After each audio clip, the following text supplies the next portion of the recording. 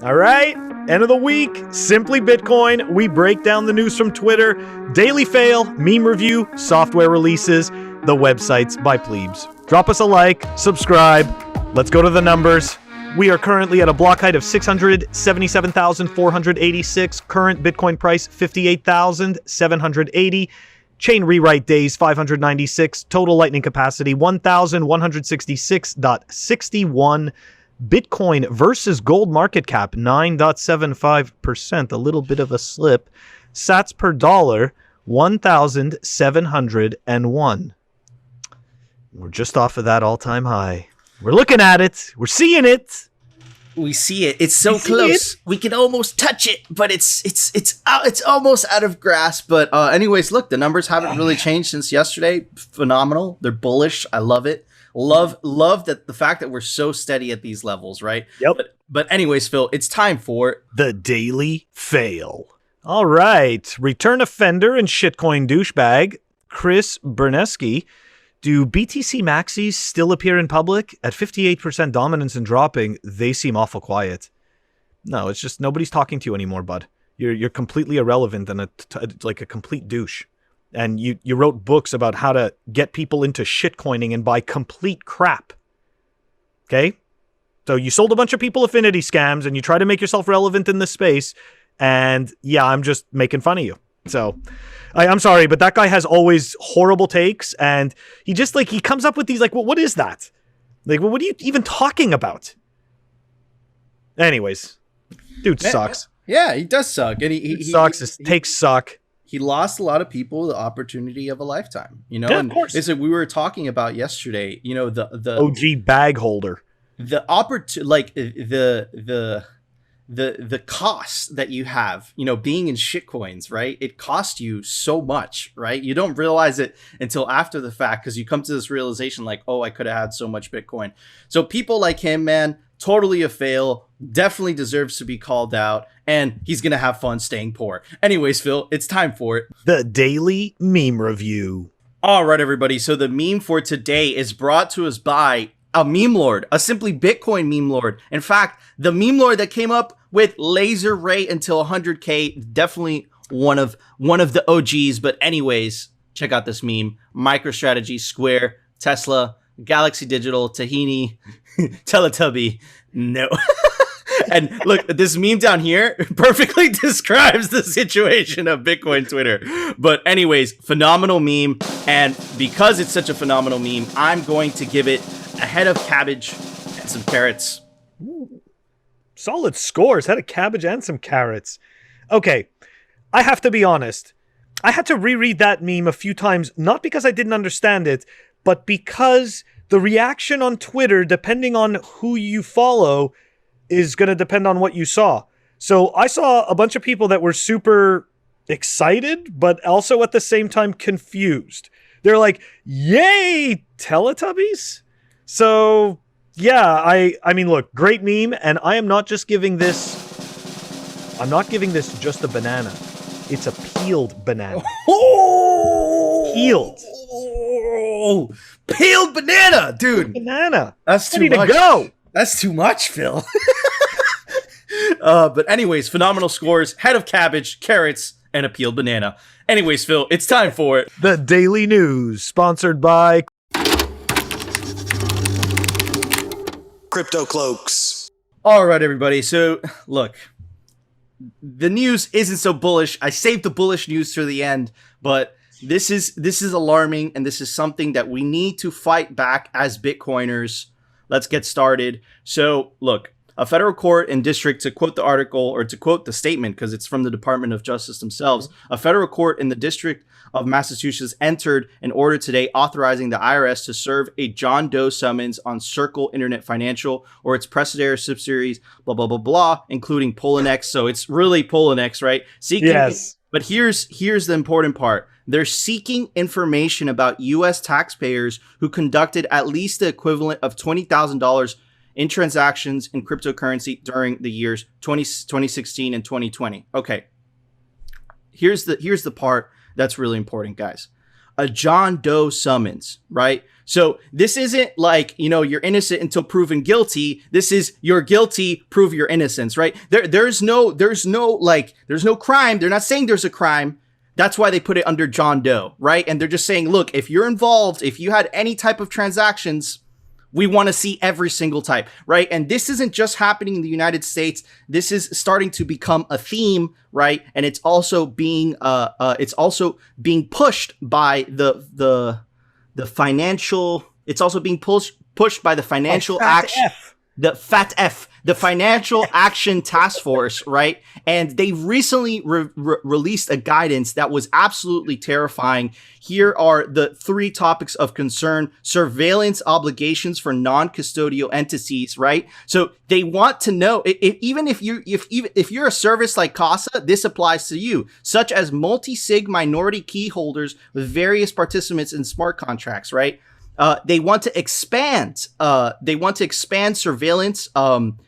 And here it goes into more detail: scrutiny of peer-to-peer transactions and privacy-enhancing technologies and customer counterparty identification. Now, I get what you're saying. Look, if I didn't do anything wrong, I have nothing to worry about. No, that's a bad way of thinking about it, because the fact that the government has the power just to look at all your transactions because you were involved in Bitcoin, just because of that, not because you committed a crime or anything like that, is scary.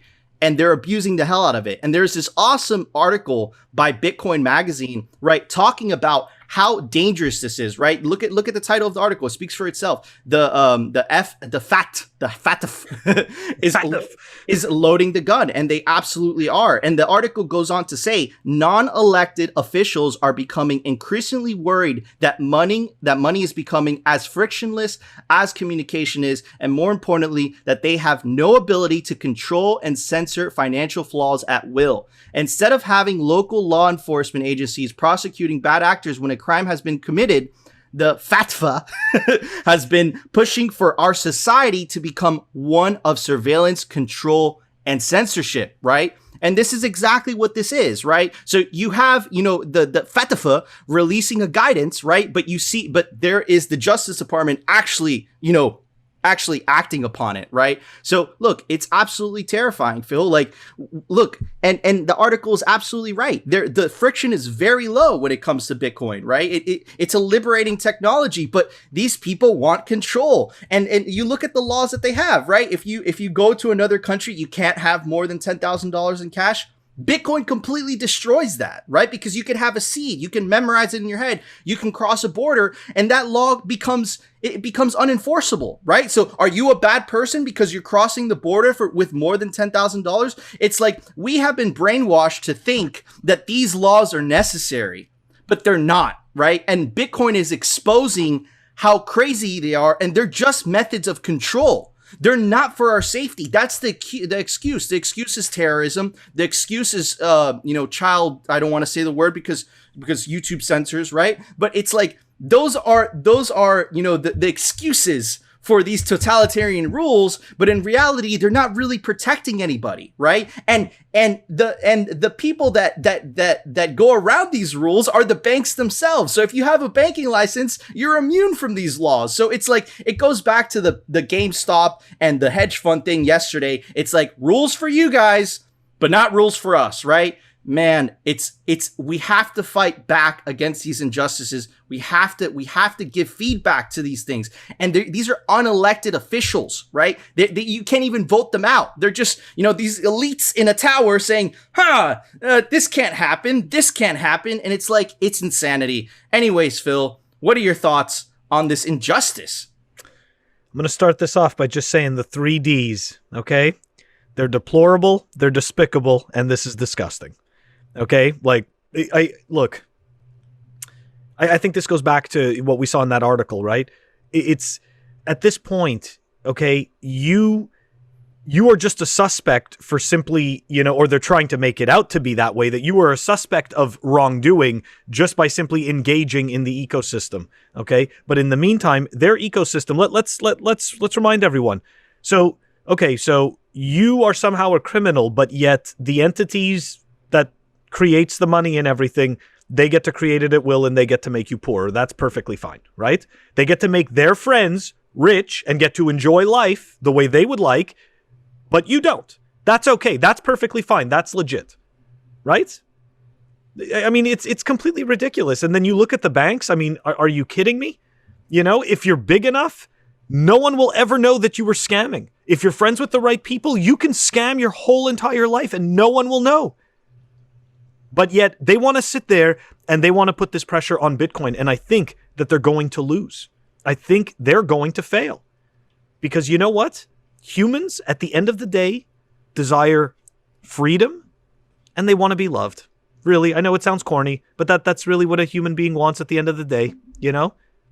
So guess what? People are going to fight for that. People are going to die for that. People are willing to do what it takes so that their future generations aren't stuck toiling through monetary slavery because of a small group of people think that they should own, the means of your production. It's fucking pathetic. It totally is, man. And fuck these people. And it's so like it's not for safety. Like it's so obvious that it's just for control. Like these people are losing. What are they helping? They're losing control. It's the writing's on the wall, right? And they're like we have to stop this. But you know what? You're absolutely right. You're absolutely right, Phil. Bitcoin wins, right? The laws are unenforceable. You can't enforce a law, right, for like these $10,000 money laundering laws when you could store a seed anywhere, right? You can't. It's unenforceable, right? So yes, I definitely agree that in the long term, Bitcoin and the internet will win in general. But dude, the fight to come, man. Oh yeah, we've been saying it, man. But anyways, Phil, moving on to more positive news, right? So guys, we don't use Coinbase because, they're a shitcoin casino. But for anyone who has used Coinbase in the past, I know I've heard this many times. Have you ever noticed that they just stop trading when the volatility goes very high, right? Sure have. Conveniently, right? Well, we're not the only ones to notice that. Apparently, the commodity futures trading orders Coinbase to pay $6.5 million for false, misleading, or inaccurate reporting and wash trading. So it's confirmed. Yes, Coinbase does freeze the trading. Of course, we don't know that for sure, but you could surmise it. But the most positive piece of news, Phil, right, is Coinbase gets a green light from the SEC for a direct listing on NASDAQ, right? And the listing goes live on April 14, and the ticker is going to be COIN. So it's pretty cool ticker. I know what you guys are thinking. Why do you care about this, shitcoin casino going public? It's very important because the moment Coinbase goes public, that's a lot of political power in Bitcoin's corner, okay? Because now that if politicians want to go after Bitcoin in a way, they're hurting a public company, right? And as you all know, right, the halls of Congress is really run by special interests more than the interest of the people, right? So I see it bullish in that sense. I don't use Coinbase. I don't plan to buy the stock. I just hold Bitcoin, but it is very important in the fight to come, of which we just spoke about. Phil, what are your thoughts on this? Although I don't use Coinbase, don't care for Coinbase, delete Coinbase. You know what? Yes, the news is positive. If Coinbase is smart, which so far they've proven to be cunning, not necessarily that smart, but cunning, they'll want to get some lobbyists because that's who really runs this country. So if you want to get laws in your favor, you need to buy them. And you can start with lobbyists. So, I mean, hey, look, yeah, it's bullish. It draws the spotlight right back again on Bitcoin. And, I mean, I don't really give a shit that they're going public. I'm sorry. I could try to be like, yeah, it's great. I mean, good for them, but I don't like Coinbase, so I don't. Yeah, sorry. No, I totally agree. I don't like Coinbase, but I see it from man, they are a powerful ally to have on our side. If they are an ally. If they are an ally. Look, correct. The enemy of your enemy is your friend, right? Yes. So they're our ally until they're not, right? Yes. So far, we like, they did fight against that, the political correctness. Coinbase did stand up against that, so that was positive. So they've done some good things. They're Nah, dude, Shitcoin Casino. But listen, I know. look, it's not whatever. Anyways, Phil, there was a software release today. Why don't you tell everybody about it? Software releases. All right, everyone. We've got BTCPay Server 1.0.7.1 that was released. It is down below in the show notes. Check it out. Awesome. Thank you, Phil. Yeah, man, that is literally one of the most important projects. You know, like BTCPay Server is so important. So important to the fact that Tesla just came out. We reported it earlier on the week. They're using it themselves, right? That's how important it is, right? All the services before BTCPay Server, they weren't open source and they were terrible, right? So very important project. But anyways, guys, come back tomorrow for another episode. No, a weekend edition of Simply Bitcoin. And of course, if you enjoyed the show, don't forget to smash that like button. And if you love us, subscribe. We'll see you tomorrow, guys. Peace.